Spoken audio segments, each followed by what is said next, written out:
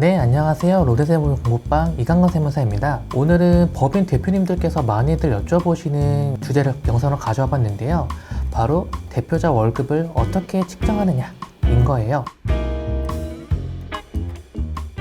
요새는 법인 설립이 참 많이 쉬워진 것 같아요. 예전에는 뭐랄까 법인 설립이 많이 어려웠기 때문에 뭔가 투자 유치를 위해서라든지 그런 좀 거창한 이유가 좀 많았다고 했으면, 요새는 1인 법인 설립도 많이들 하시기 때문에 그만큼 법인 대표자 월급 측정에 대해서 관심들이 많아진 것 같아요. 그래서 오늘은 법인 대표자 월급을 얼마만큼 측정하는 게 내가 절세가 되느냐를 포인트로 한번 말씀을 드려보도록 하겠습니다. 아마 대표님들께서 개인 사업자로 운영을 했었을 때에는 내 월급을 얼마로 측정을 해야지 라는 개념이 없었을 거예요. 그 이유는 내가 개인 사업자를 운영을 했었을 때에는 그냥 통장에 있는 돈이 다 내 돈이었어요. 그게 다 벌고 남은 돈이었기 때문에 그 돈을 마음껏 쓰실 수가 있었던 거죠. 하지만 법인은 개념이 살짝 다른데요. 법인의 돈은 법인의 것이라는 그런 기본 전제 조건이 있기 때문에 내가 법인 돈을 개인 돈처럼 마음껏 쓸 수가 없어요. 만약에 내가 그렇게 함부로 썼다가는 횡령 문제도 있고, 그리고 요즘은 구세청에서 많이 조사 나오는 게 가지급금이라고 해서 대표자가 사적으로 꺼내 쓴 거에 대한 그런 조사도 많이 나오기 때문에 저희가 법인 통장 관리는 개인보다 좀 더 각별히 신경을 좀 써줘야 되는 부분이 있어요. 예를 들어서 요즘 모 연예인이 세무조사 받는 거를 보셨을 텐데요. 거기서 문제가 되었던 것도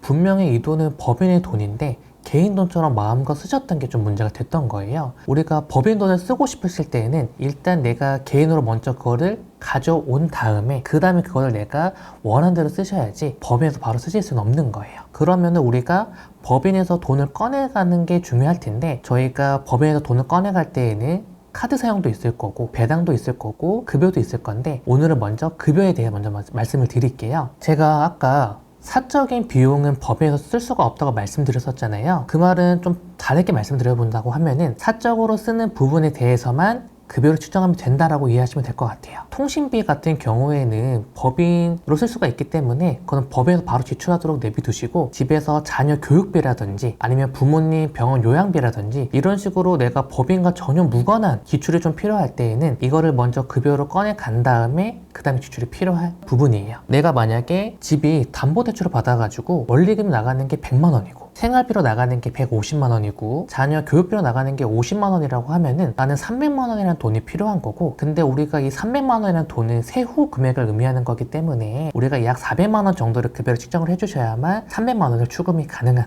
부분이 생기게 되는 거죠. 이러한 대표님들은 월급 300만 원만 측정을 해도 먹고 살아가는 데는 그렇게 큰 지장이 없는데, 대표님들께서 원하시는 거는 그거는 딱 최소한의 금액인 거고 내가 최대한으로 맥시멈으로 얼마만큼 꺼내갈 수 있는지에 대한 궁금증도 다들 많으세요. 그럼 우리가 맥시멈이라고 한다고 하면 누진세율 구간을 좀 이용해 보는 것이 좋을 텐데요. 누진세율을 좀 간단하게 말씀을 드린다고 하면 내가 좀 많은 급여를 꺼내갈수록 세금을 좀 더 많이 낸다 라고 이해하시면 좀 편하실 거예요. 예를 들어서 내가 월급이 400만 원이라고 한다고 하면 우리가 그 월급에 대해서는 15% 세율을 적용받게 된다고 하면 내가 월급을 700만 원으로 받아가게 된다. 그러면 24% 세율 구간을 받아가는 거기 때문에 우리가 세율만 본다 하더라도 벌써 9% 차이가 나는 것을 알 수가 있기 때문에 우리가 그 구간에 맞춰서 월급을 최대로 측정해 볼 수가 있죠. 자, 아까 말씀드렸었던 월급 300만 원씩 대표님 같은 경우에는 내가 지금 받는 세율 구간을 그대로 월급을 좀 더 높인다고 하면은 저희가 연 5천만 원 이하까지는 15%이기 때문에 월급 400만 원까지는 괜찮으신 대표님이신 거죠. 그렇기 때문에 그런 분들은 400만 원으로 월급을 설정을 해주시면 되시고요. 만약에 내가 좀 부양가족 등이 많고 좀 몸이 아파서 좀 의료비로 많이 나가는 사람이다라고 하면은 기본으로 측정된 월급이 500만 원일 수도 있어요. 그럼 이런 분들 같은 경우에는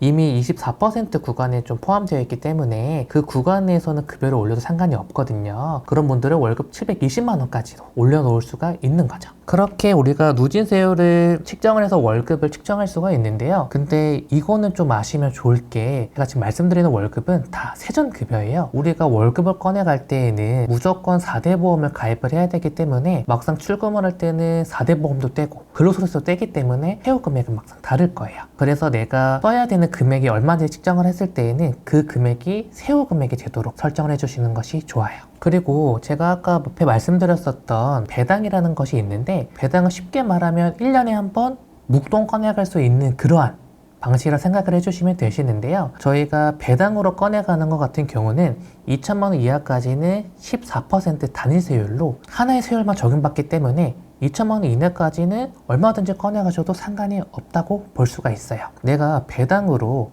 꺼내가는 금액이 2천이라고 하면은 그건 세후 금액으로 약 1,700만 원 정도가 돼요. 우리가 이걸로 예시를 들어본다고 하면 대표님들께서는 실은 최종적인 목표가 아파트 구매일 거예요. 그래서 내가 한 4년 뒤쯤에 4억짜리 아파트를 산다고 생각을 해보면은 대출받고 그렇다고 하면 원금이 1억밖에 필요하지 않을 거예요. 그럼 나는 1년에 2,500만 원씩 모아놔야 4년 뒤 4억짜리 아파트를 살 수가 있는 거죠. 그러면 내가 내 월급 외에도 2,500만 원을 좀 더 모아야 되는데 아까 말씀드렸었던 배당으로 1,700만 원 정도는 먼저 모으고 나머지 800만 원 정도는 월급으로 측정하면 되는 거예요. 그래서 이거를 월급으로 좀 계산해야 한다고 하면은 약 67만 원 정도를 가산을 해야만 내 아파트의 계획은 문제가 없다는 거죠. 그리고 대표님들께서 이 월급을 측정을 하실 때 너무 많은 생각과 고민을 안 해보셨으면 좋겠어요. 사실은 우리가 일반 근로자처럼 1년에 한 번씩 연봉 협상을 하는 것도 아니고 결국에는 대표님 월급을 측정하는 것 뿐인 거지 그걸 측정하는 거는 본인이기 때문에 예를 들어서 나는 300만 원이 적당할 것 같아가지고 300만 원 측정을 했었는데 부족하면 400만 원 늘리면 되는 거고요. 나 너무 많이 꺼내가는 것 같고 여유분이 많아. 그러면 200만 원 줄이면 되는 거예요. 이거는 달마다도 바꿀 수가 있고 심지어